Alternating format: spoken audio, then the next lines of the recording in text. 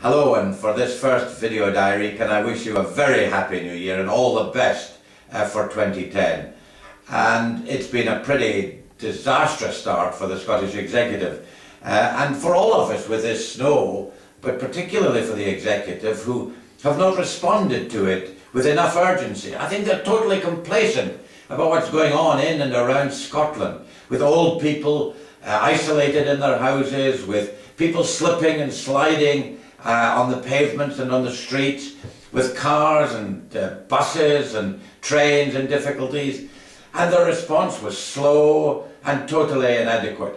And councils also are struggling because the cuts imposed by the SNP-controlled Scottish Executive have ensured that they don't have enough money to get their gritters out as often and as frequently as is necessary to cope with such a climate that we've had over the last few weeks and will have for a number of weeks to come. And that was raised by a number of us in a statement which was made by John Swinney in the Parliament, and it was raised very effectively by Ian Gray at Scottish Questions. But as usual, we got the bluster and rudeness from Alex Salmon that we've come to expect.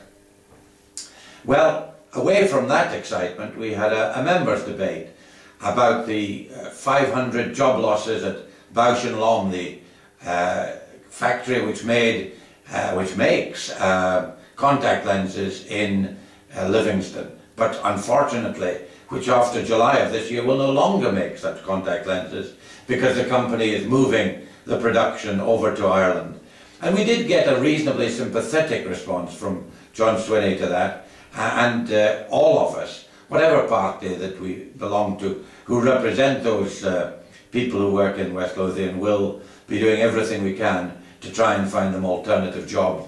But it certainly will not be easy. And it shows the way in which multinational companies can pull out of any country, irrespective of whether Scotland would have been independent or the same kind of thing would have happened, and the SNP try and pretend it wouldn't, but it certainly would.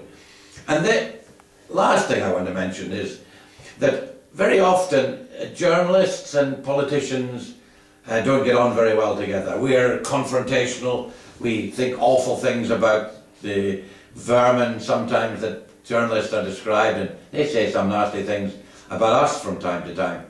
But two of the finest journalists that I've ever known sadly retired this week. Dave King of the Daily Record,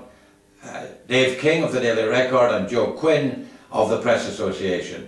It was sad to see two such genuine journalists with real integrity go, and I'm afraid we don't see many of their like. And I would like to wish each of them a long and happy retirement.